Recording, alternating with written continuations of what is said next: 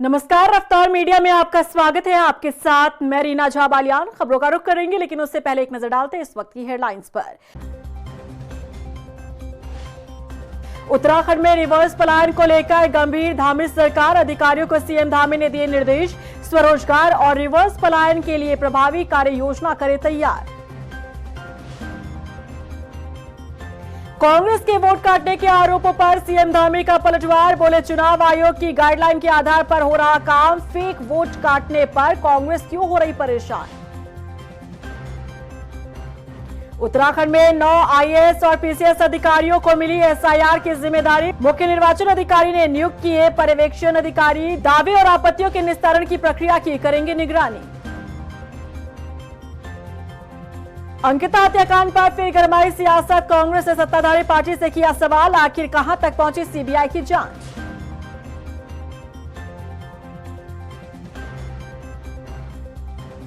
और चलिए अब बुलेटिन की शुरुआत कर लेते हैं। मुख्यमंत्री आवास में सीएम धामी की अध्यक्षता में ग्राम्य विकास एवं पलायन निवारण आयोग की बैठक आयोजित की गई। बैठक में रिवर्स पलायन को प्रोत्साहित करने, स्वरोजगार के अवसर बढ़ाने और स्थानीय उत्पादों को बाजार उपलब्ध कराने से संबंधित विषयों पर चर्चा हुई। इस दौरान सीएम धामी ने अधिकारियों को निर्देश दिए कि रिवर्स पलायन के लिए विभागीय योजनाओं का प्रभावी कार्य योजना तैयार करें।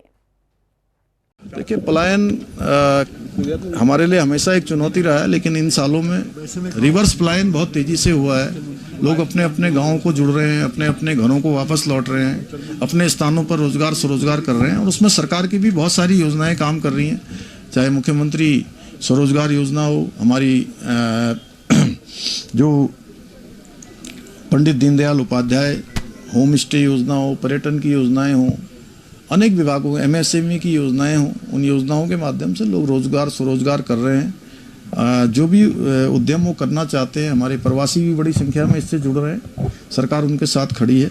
उनके प्रोत्साहन के लिए बहुत सारी हमारी योजनाएं हैं कि उनको अपने घरों पर आकर रोजगार करने का जो अवसर देंगी। देहरादून में मुख्य सेवक सदन में मुख्यमंत्री उद्यमशाला योजना चौपाल 2026 कार्यक्रम का आयोजन किया गया, जहां बड़ी संख्या में लखपति दीदी योजना और स्वयं सहायता समूह से जुड़ी महिलाएं मौजूद रही। कार्यक्रम को संबोधित करते हुए सीएम धामी ने बताया कि मुख्यमंत्री उद्यमशाला योजना के तहत महिलाओं को आत्मनिर्भर बनाया जा रहा है। राज्य में अब तक 3 लाख बहनें लखपति दीदी बनी और प्रदेश की स्थानीय कला को भी आज महिलाओं ने आजीविका का रूप दिया है। बहनों को जो स्वयं सहायता समूह के माध्यम से अपना अनेक उत्पाद बना रही हैं, उनको अच्छी ट्रेनिंग मिले, उनको अच्छा बाजार मिले उनके उत्पादों को बेचने के लिए, उनको सही प्रकार से ऋण इत्यादि की व्यवस्था हो, अच्छी उनको ट्रेनिंग हो। मुख्यमंत्री उद्यमशाला के माध्यम से ऐसे काम किए जा रहे हैं जिसमें अभी तक 13,000 से भी अधिक लोगों को सीधे सीधे इसका लाभ मिला है। उनको ट्रेनिंग भी मिली है, उनको ऋण भी मिला है, इस क्षेत्र में काम करने का अवसर भी मिला है। हमारी बहनें 3 लाख से ज़्यादा आज राज्य के अंदर लखपति दीदी बन गई हैं। बहुत सारे युवा हमारे इस क्षेत्र में काम कर रहे हैं और इसका लाभ सीधे सीधे मिल रहा है। 13 जिलों में आज मुख्यमंत्री उद्यमशाला के माध्यम से ऐसी चौपालें आयोजित की जा रही हैं। इसके पीछे हेतु है कि उन सभी को अवसर मिले, अधिक से अधिक जानकारी मिले और समाज के अंतिम छोर में रहने वाले व्यक्ति को इन योजनाओं की जानकारी हो, कैसे वो अपना काम शुरू कर सकते हैं। तो इस दिशा में ये चौपालें बहुत ही महत्वपूर्ण हैं और इसको आगे भी बढ़ाया जाएगा। अधिक से अधिक लोगों को लाभान्वित होने के लिए काम किया जाएगा। चंपावत में विकास भवन सभागार में मुख्यमंत्री उद्यमशाला योजना के कार्यक्रम का लाइव प्रसारण किया गया। कार्यक्रम के दौरान आधुनिक प्रचार तंत्र से लैस MUY IEC वैन को हरी झंडी दिखाकर रवाना किया गया। ये वैन 27 अगस्त तक जिले के दूरस्थ गांवों और बाजारों में पहुंचकर युवाओं, महिलाओं को स्वरोजगार की योजनाओं की जानकारी देगी। महिलाएं इसमें जो बढ़ चढ़ के हमारे मातृ शक्ति इसमें पार्टिसिपेट कर रही है, जो आगे आ रही हैं। धीरे धीरे अभी लखपति योजना भी माननीय मुख्यमंत्री जी बता रहे थे कि वो धीरे धीरे जो लोग जो है आगे बढ़ा रहे हैं अपनी योजनाओं को। और महिलाओं में बहुत उत्सुकता, मैं अभी देख रहा था अंदर जितने भी महिलाएं आई थी, यहाँ भी बहुत उत्सुकता थी और वहाँ भी देहरादून में भी मैं देख रहा था बहुत उत्सुकता थी लोगों में, महिलाओं में। और ये बहुत अच्छा एक माननीय मुख्यमंत्री जी ने योजना चलाई है, लखपति दीदी योजना। तो यही आज इसी के निमित्त जो है ये वीसी थी। नमस्ते, मेरा नाम सुभा तड़ागी है। मैं माँ भगवती स्वयं सहायता SHG पुनावे से हूँ। और क्या कहते हैं, यहाँ बकरी पालन के इसमें हमें ये सम्मानित किया गया है आज कलेक्ट्रेट में। और बकरी पालन में हम लोग अच्छा काम कर रहे हैं सभी महिलाएं मिलके, और मासिक आय भी हमारी अच्छी चल रही है, जिससे हमारी आजीविका बढ़ रही है और हमें मतलब हेल्प मिल रही है अपने समूह को आगे बढ़ाने, अपने काम को आगे बढ़ाने के लिए। 2027 चुनाव के लिए बीजेपी में टिकट की दौड़ तेज हो गई है। विधानसभा चुनाव लड़ने का ख्वाब देख रहे नेता टिकट की दावेदारी पेश करने लगे हैं। पार्टी में तो स्थिति ऐसी बन चुकी है कि एक सीट पर 6-7 दावेदार सामने आ रहे हैं, लेकिन बीजेपी को तलाश है उस दमदार चेहरे की जो जीत की हैट्रिक लगा सके। ऐसे में पार्टी के लिए दावेदारों की नाराजगी को दूर करते हुए किसी एक को टिकट देना काफी चुनौतीपूर्ण नजर आ रहा है। देखिए रिपोर्ट। बीजेपी में एक सीट पर कई दावेदार, पार्टी तलाश रही प्रत्याशी दमदार, तेज हो रही टिकट की जंग, किस दावेदार की मेहनत लाएगी रंग। 2027 चुनाव में जीत की हैट्रिक लगाने के लिए जहां बीजेपी को दमदार और जिताऊ कैंडिडेट की तलाश है, तो वहीं दूसरी तरफ पार्टी के भीतर एक सीट पर कई दावेदार टिकट की आस लगाए बैठे हैं। बीजेपी में एक सीट पर 6 से 7 दावेदार सामने आ रहे हैं। अब बीजेपी इन दावेदारों में से ही टिकट के लिए चुनाव करेगी या फिर अपनी रणनीति के तहत पार्टी किसी जिताऊ कैंडिडेट पर मुहर लगाएगी, इस पर फिलहाल संशय बरकरार है। लेकिन इस बार बीजेपी के लिए टिकट वितरण करना किसी चुनौती से कम नहीं रहने वाला, क्योंकि एक तरफ दावेदारों की फहरिस्त है तो दूसरी तरफ सिटिंग विधायक, तो तीसरी तरफ वो लोग जो दूसरे दलों को छोड़कर महत्वाकांक्षा लिए बीजेपी में शामिल हुए। अब इन सभी दावेदारों में से बीजेपी किसे खुश करेगी और किसे निराश, ये चुनना पार्टी के लिए बेहद कठिन दिख रहा है। पार्टी सूत्रों के मुताबिक बीजेपी में टिहरी, यमकेश्वर, डोईवाला, धनौल्टी, केदारनाथ, प्रतापनगर जैसी सीटों पर टिकट के सबसे ज्यादा दावेदार सामने आ रहे हैं। कई दावेदारों के चलते आगे इन सीटों पर पार्टी को फैसला करना कठिन हो सकता है। हालांकि अभी जहां बीजेपी के विधायक हैं, वहां पहले विधायक को ही तवज्जो दी जाएगी। ये कहना भी हालांकि कठिन है, क्योंकि हाल ही में बीजेपी की इंटरनल सर्वे रिपोर्ट ने सिटिंग विधायकों की मुश्किलें बढ़ा दी है। ऐसे में ये कहना गलत होगा कि सिटिंग विधायकों को ही प्रायोरिटी दी जाएगी। हालांकि बीजेपी कह रही है कि टिकट वितरण करना हमारे लिए चुनौतीपूर्ण नहीं रहेगा, क्योंकि दावेदारी करना सभी नेताओं का अधिकार होता है। संगठन के लिहाज से हमारा नेतृत्व कहीं ना कहीं सम्मान देने का काम करता है, लेकिन हर व्यक्ति की जो संगठन में काम करता है उसकी कुछ ना कुछ ऐसी इच्छाएं होती है कि भाई मुझे चुनाव लड़ना है, मेरे को संगठन में काम करना है, मुझे सरकार में कुछ पद चाहिए। तो जाहिर सी बात है कि जो वर्कर काम करेगा वो कहीं ना कहीं अपनी मांग भी रखेगा, अपना अधिकार भी मांगेगा, लेकिन संगठन, हमारा नेतृत्व ये तय करता है। और हमारे लिए कोई सिरदर्दी नहीं है हमारे कार्यकर्ता, वो हमारा कार्यकर्ता हमारे लिए सर्वोपरि है।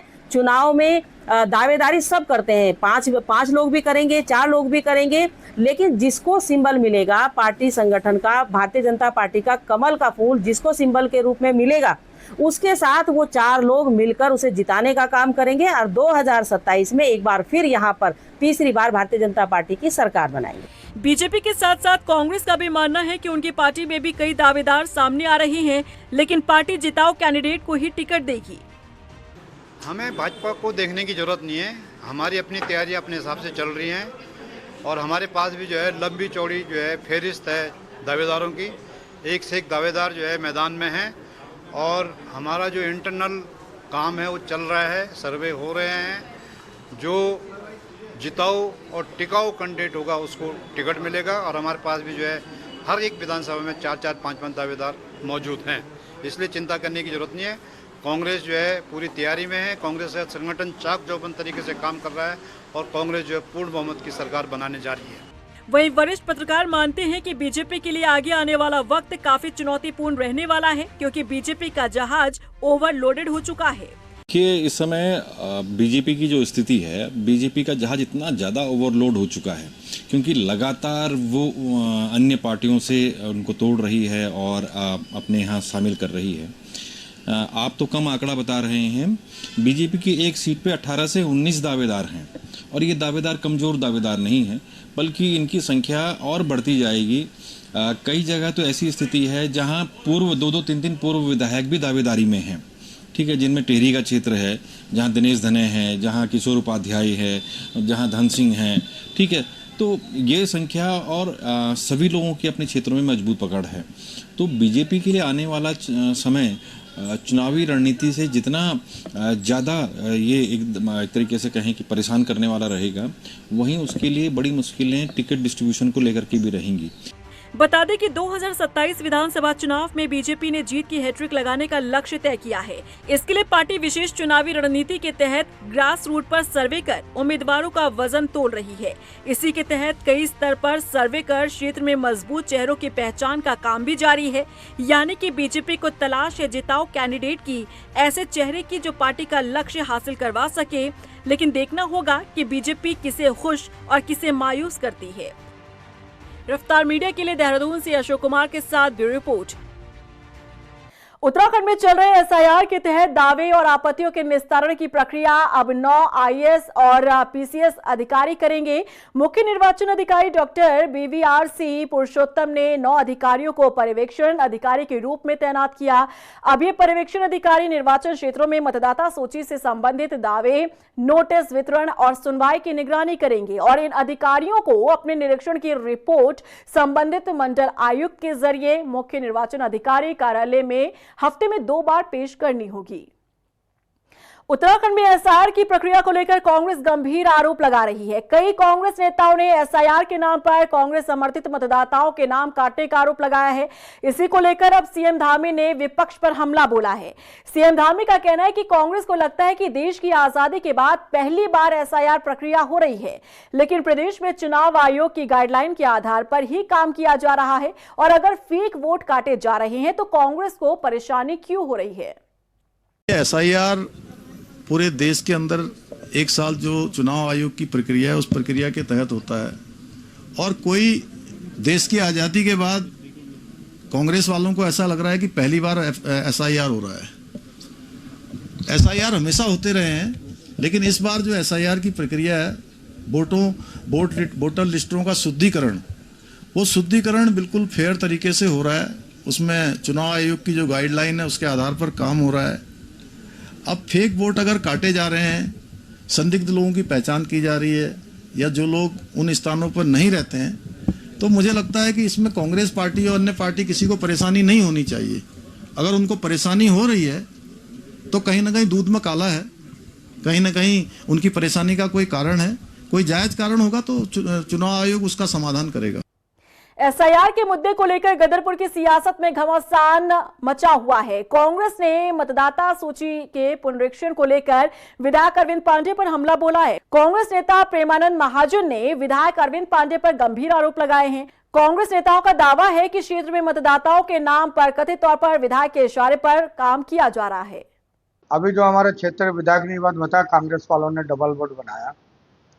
आप सब लोगों को पता है कि केंद्र में सरकार 2014 से, राज्य में सरकार आज 10 साल होने जा रहा है। तो सरकार तो आप लोगों का है, वोट कहाँ बना है, बनाया तो आप लोगों ने बनाया। ये डबल वोट का मामला नहीं है। कह रहा आपत्ति जो हुआ डबल वोट के लिए आपत्ति कर रहे, खुद स्वयं विधायक जी ये बात बोल रहे हैं और कोई बोले वो अलग बात है।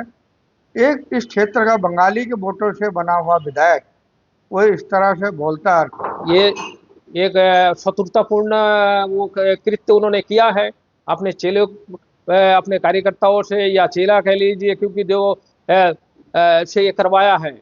एक व्यक्ति ने 650 लोगों के खिलाफ उसने अपना आपत्ति, उसने जो ऑब्जेक्शन लगाया है।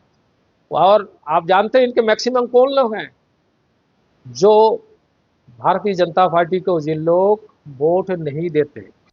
उत्तराखंड में एसआईआर के तहत मतदाताओं को जारी हुए नोटिस और फर्जी आपत्तियों का कांग्रेस विरोध कर रही है। इसी क्रम में देहरादून में उत्तराखंड कांग्रेस के प्रतिनिधि मंडल ने मुख्य निर्वाचन अधिकारी से मुलाकात की और मुख्य निर्वाचन अधिकारी से एसआईआर में आ रही शिकायतों को लेकर निष्पक्ष जांच की मांग की। वहीं रुड़की में भी कांग्रेस ने ज्वाइंट मजिस्ट्रेट कार्यालय पहुंचकर अपर तहसीलदार को ज्ञापन सौंपा है।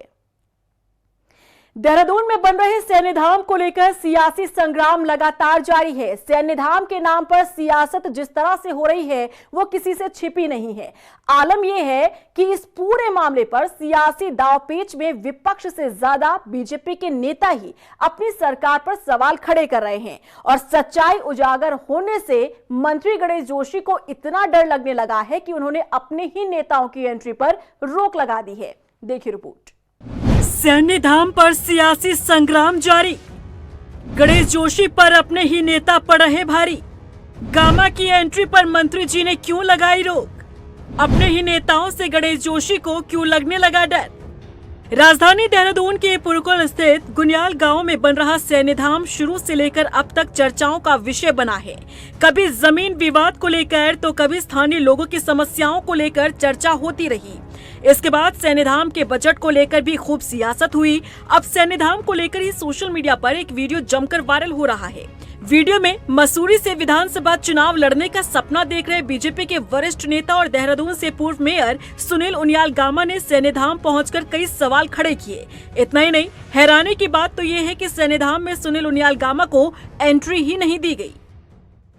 और ये भव्य जो है सैन्यधाम बनकर धीरे धीरे तैयार हो रहा है और आज जो है हम सैन्यधाम का निरीक्षण करने के लिए यहाँ सैन्यधाम की जो भव्यता है वो देखने के लिए आए थे, लेकिन हमारे यहाँ जो कर्मचारी बंधु हैं वो अंदर जाने के लिए कह रहे हैं कि अंदर जाने की इजाज़त किसी को नहीं है।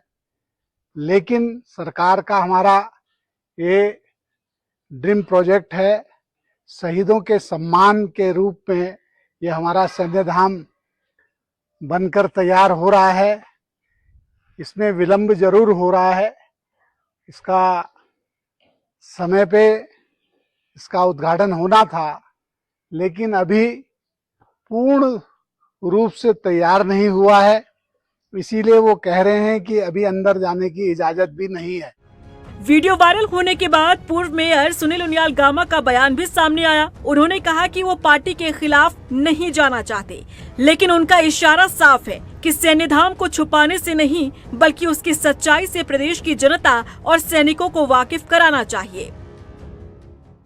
सैनिकों के प्रति कितना उनकी आस्था है और जो सैन्यधाम हमारा बनके तैयार हो रहा है वो मैं दिखाना चाहता था, मैंने दिखाया भी है उसको सैन्यधाम, क्योंकि जो हमारे 4 धाम है 5वें धाम के रूप में जो है सैन्यधाम बनकर तैयार हो रहा है और सरकार की बहुत बड़ी उपलब्धि है ताकि जो है यहाँ की जनता देख सके, इसलिए मैं वहाँ गया था। ऐसा कोई इशू नहीं है कि वहाँ मुझे अंदर जाने दिया नहीं जाने दिया, ऐसा कोई इशू नहीं है। मैंने वहाँ उनसे कहा कि मैंने कहा अंदर जाने, उन्होंने कहा अंदर जाने की फ़िलहाल किसी को इजाज़त नहीं है। तो मैंने कहा भैया हम तो कानून के मानने वाले लोग हैं, मैं थोड़ा सा उत्तराखंड वासियों को दिखाना चाहता हूँ, वो मैंने दिखाया। अब वो भारतीय जनता पार्टी के बहुत बड़े नेता हैं और नगर निगम में बहुत बढ़िया काम किया है उन्होंने। और आजकल खाली कहीं भी जा सकते हैं, ये जो लोकतंत्र है कोई भी व्यक्ति कहीं जा सकता है, इसमें किसी को क्या आपत्ति है। तो कभी चाय पे घर बुलाएंगे आप? नहीं, देखिए मेरे यहाँ तो दरवाजे सबके लिए खुले रहते हैं। जो आता है उसको पानी भी मिलता है, चाय भी मिलती है, अरे किसी को भोजन की आवश्यकता होती है तो भोजन भी मिलता है। तो यहाँ तो हर व्यक्ति का स्वागत है। वहीं बीजेपी इस पूरे मामले पर सिर्फ सफाई देती हुई नजर आ रही है। बीजेपी नेताओं ने कहा कि इस मामले पर सिर्फ विपक्ष जानबूझकर सैन्यधाम का मुद्दा उछाल रहा है, जबकि ये धाम तो शहीदों के नाम का है, इस पर राजनीति करना अच्छी बात नहीं। नहीं, मुद्दा बनाने की जरूरत ही नहीं, क्योंकि अगर सैन्यधाम को भी विपक्ष अगर मुद्दा बनाना चाहता है तो ये तो दुर्भाग्य होगा राजनीति का, क्योंकि वो राजनीति करने का स्थान नहीं है। वो 5वां धाम बनने जा रहा है उत्तराखंड का और उसका निश्चित रूप से बड़ा लाभ उत्तराखंड की जनता को मिलेगा। वो शहीदों की याद में बन रहा, जिन्होंने इस देश की सीमाओं की रक्षा करते हुए अपने प्राणों को न्यौछावर करने का काम किया है। वहीं मुख्य विपक्षी दल कांग्रेस प्रदेश प्रवक्ता प्रतिमा सिंह का कहना है कि सैन्यधाम में कई तरह की गड़बड़ियां हैं जिन्हें सरकार उजागर नहीं करना चाहती और अब सैन्यधाम में चल रही गड़बड़ियां सरकार के लिए गले की फांस बनती जा रही है। 50 करोड़ रुपए का DIPR था, वो पहुंच जाता है 100 करोड़ से भी ज्यादा का, और सड़क तक नहीं है वहां जाने के लिए। यही वजह है क्योंकि गामा जी आप देखिए बड़ी जो है जोर शोर से मसूरी विधानसभा की तैयारी कर रहे हैं, इसमें कोई दो राय नहीं है। और आपसी जो सर फुटौल है वो नजर आ रहा है उनकी इस तैयारी से, तो बिल्कुल वो भी वहाँ जो है हाथ सेकने पहुंचे अपना आग में, लेकिन जोशी जी के लोगों ने शायद उन्हें अंदर नहीं जाने दिया। यही वजह है कि उन्हें बाहर से वीडियो बनानी पड़ गई। तो सैन्यधाम घोटाले के साथ तो इसको देखिए ही देखिए, भाजपा में आपस जो सिर फुटौल है उसके हिसाब से भी इसे देखना चाहिए। सैन्यधाम कब बनकर तैयार होगा, कब इसके उद्घाटन का शुभ मुहूर्त निकलेगा, इसका जवाब किसी के पास नहीं, लेकिन इस पर सियासत जोरों पर है। अब अपने ही मंत्री के काम पर सवाल खड़े कर रहे गामा ने अपनी ही सरकार को असहज कर दिया है। रफ्तार मीडिया के लिए देहरादून से अशोक कुमार के साथ ब्यूरो रिपोर्ट। रुद्रपुर शहर के किच्छा रोड स्थित Cheema hospital and trauma centre में न्यूरो और न्यूरो सर्जरी से जुड़ी जटिल बीमारियों का इलाज किया जा रहा है। पैरालिसिस, ब्रेन हैमरेज, सिर के गंभीर चोट, ब्रेन ट्यूमर और रीढ़ से जुड़ी समस्याओं को लेकर मरीज अस्पताल में इलाज के लिए पहुंच रहे हैं। चीमा हॉस्पिटल के न्यूरो सर्जन डॉक्टर धीरज पंत का कहना है कि अगर लोगों को न्यूरो संबंधित समस्याओं के लक्षण की जानकारी हो तो समय पर इलाज संभव है। देखिए, हमारे यहाँ पर ऑपरेशन के अलावा दवाइयों वाला ट्रीटमेंट से हम कंजर्वेटिव मैनेजमेंट या मेडिकल ट्रीटमेंट कहते हैं, दोनों चीज़ों की व्यवस्था है। हमारे यहाँ ब्रेन की सर्जरी से लेकर स्पाइन के ऑपरेशन, सर्वाइकल के, लंबर स्पाइन की कमर के ऑपरेशन सारे करे जाते हैं। सबसे ज़रूरी चीज़ है लोगों में इस बात की जानकारी होना। अगर लोगों में जानकारी होगी कि स्ट्रोक के क्या सिम्टम्स रहते हैं या सियाटिका के क्या सिम्टम्स रहते हैं, लोगों में अगर अवेयरनेस चीज़ों के बारे में बढ़ेगी तो लोग अपने डॉक्टर के पास जाके उस चीज़ को अर्जेंटली दिखा सकते हैं और इसका ट्रीटमेंट समय पे ले सकते हैं, जिससे इम्प्रूवमेंट होने की संभावना, जिससे लक्षण का बेहतर होने की संभावना ज़्यादा बन जाती है। देहरादून में अंकिता भंडारी हत्याकांड की सीबीआई जांच को लेकर सियासत तेज हो गई है। मामले में महानगर कांग्रेस ने सरकार पर हमला बोलते हुए सीबीआई जांच की प्रगति सार्वजनिक करने की मांग की है। कांग्रेस ने सवाल उठाया कि जांच अब तक कहां पहुंची और दोषियों को फांसी की सजा कब मिलेगी। अंकिता भंडारी को न्याय दिलाना पूरे प्रदेश की जिम्मेवारी है। अंकिता भंडारी में जो सीबीआई जांच हो रही है उसकी प्रगति रिपोर्ट को सार्वजनिक किया जाना चाहिए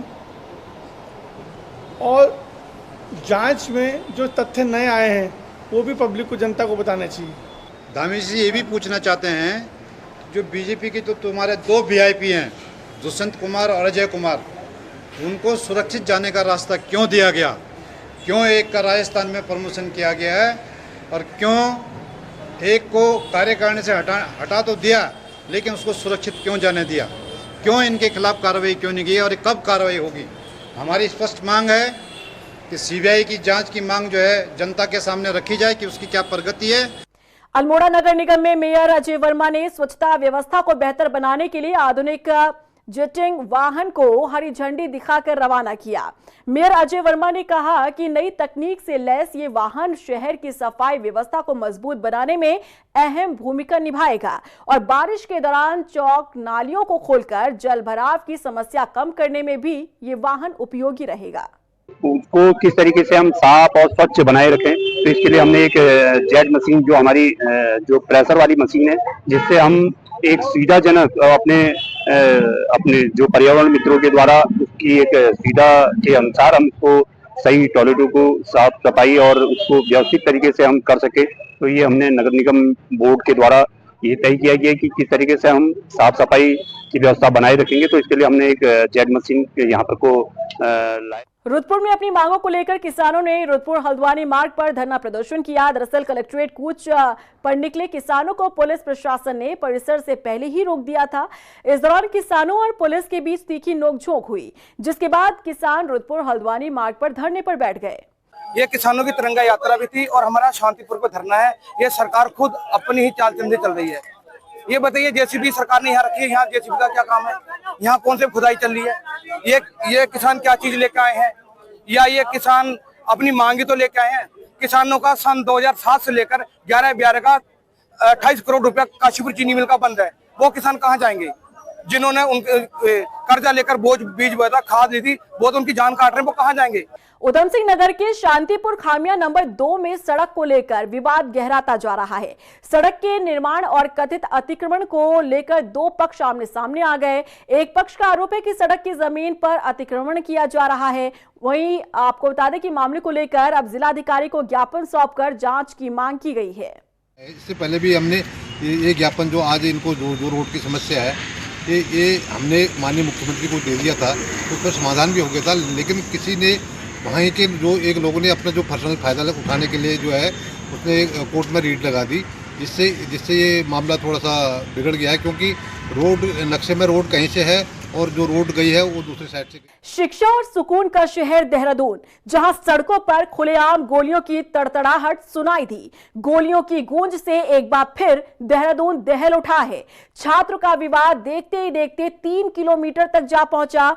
ऐसा लग रहा है कि देहरादून में अब खाकी का खौफ खत्म हो चुका है, क्योंकि आए दिन ऐसी वारदातें सामने आ रही हैं। देखिए रिपोर्ट। गोलियों की गूंज से फिर दहला देहरादून।